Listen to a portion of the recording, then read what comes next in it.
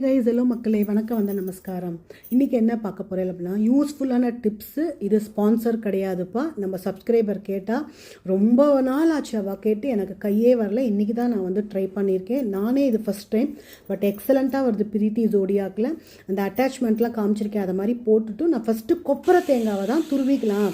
கொப்பரை துருவறதான்னு பார்க்கலான்னு அடிப்பொலியாட்ட துருவது. அப்புறம் மேலே ஒரு 2-3 சில்லு இருக்கும். அதை நம்ம அரைக்கிறதுக்கு ஏதாவதுனா கூட நம்ம தனியாக வச்சுக்கலாம். எக்ஸலண்ட்டாக இருக்குது பாருங்கள். கொப்பரை ரொம்ப நல்லா வந்திருக்கு. அதே மாதிரி தேங்காய் துருவணுன்னா நீங்கள் உடச்சி ஃப்ரிட்ஜில் வச்சு அதை எடுத்து சில்லாக எடுத்து நீங்கள் இதே மாதிரி அட்டாச்மெண்ட்லாம் போட்டு நீங்கள் மிக்சியில் துருவினா எக்ஸலண்ட்டாக இருக்குது. கடைசியில் பாப்பேல் நல்லா டப்பாவில் போட்டு ஸ்டோர் பண்ணலாம். அருமையாக இருக்குது. இதை நீங்கள் பிளான் பண்ணி ஒரு மிக்சி வாங்கிக்கணுன்னா இது கண்டிப்பாக பிரீத்தி ஜோடியாக் வாங்கிக்கோங்க. இதில் சப்பாத்தி மாவு, கேரட் துருவது, பீட்ரூட் துருவது எல்லாமே நான் இப்போ அதில் தான் பண்ணுறேன். ரொம்ப யூஸ்ஃபுல்லாக இருக்குது இந்த பிரீத்தி ஜோடியாக். இது ஸ்பான்சர் கிடையாது. ஒன்ஸ் அகைன் சொல்கிறேன். வேணும்னா நீங்கள் பிளான் பண்ணி பிரீத்தி ஜோடியாக் நீங்கள் வாங்கிக்கோங்க.